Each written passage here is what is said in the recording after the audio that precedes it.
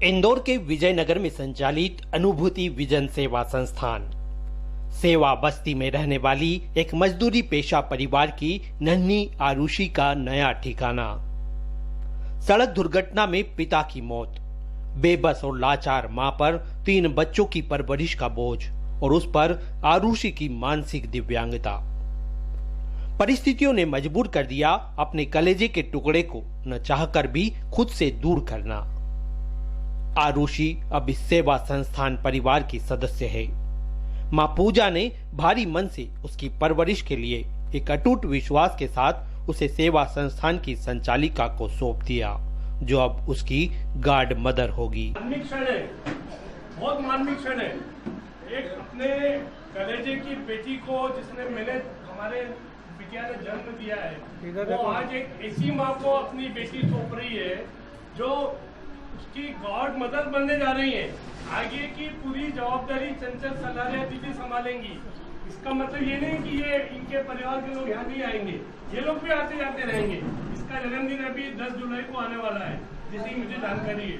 10 जुलाई को हम सब आएंगे, यहाँ फिर आएंगे इसका जन्मदिन मनाने के लिए। मजदूरी पेशा परिवार की पूजा पति की हुई आकस्मिक मौत के बाद 3 बच्चों की परवरिश के लिए परेशान थी।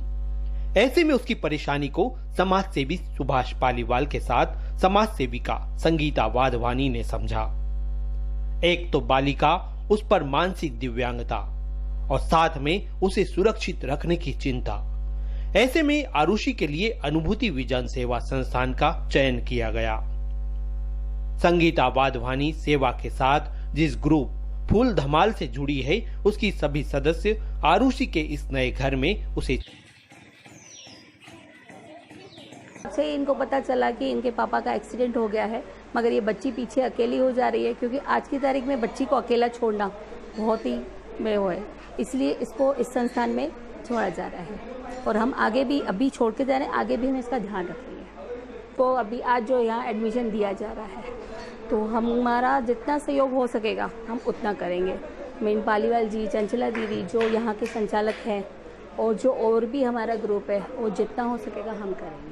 और बच्चे से बिछो का दर्द एक माँ ही जान सकती है, लेकिन उसे ये विश्वास ने मजबूत किया कि वो ही नहीं, आरुषि की परवरिश के लिए अनेक हाथ अब उसके साथ हैं।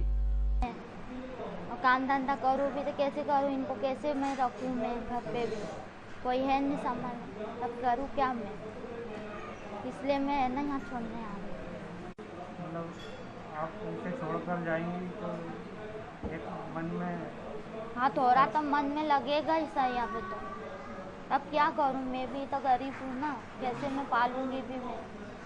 हस्बैंड रहता है तो उसकी बात अलग रहती है, अब हस्बैंड ही नहीं रहते तो मैं पालू कैसे मैं बच्चों। संस्थान में रह रहे दृष्टिबाधित मानसिक दिव्यांग बच्चों के बीच उनकी नई साथी बनकर पहुंची आरुषि का कुछ इस अंदाज में सभी ने मिलकर स्वागत किया।